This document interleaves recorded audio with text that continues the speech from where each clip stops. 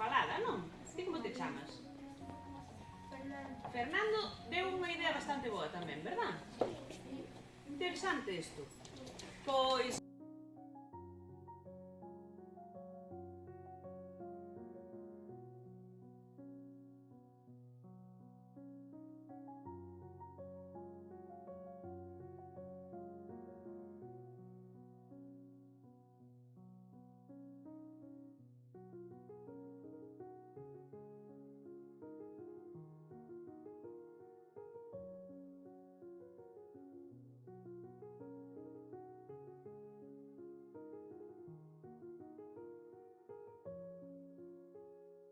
amigos e veciños teñen algo que compartir.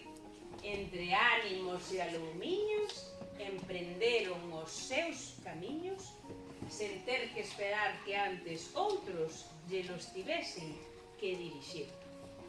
Coller as rendas da súa propia vida e tomar as súas propias decisións sin que mandasen deles. Non vos parece? Fin do conto, moitas grazas!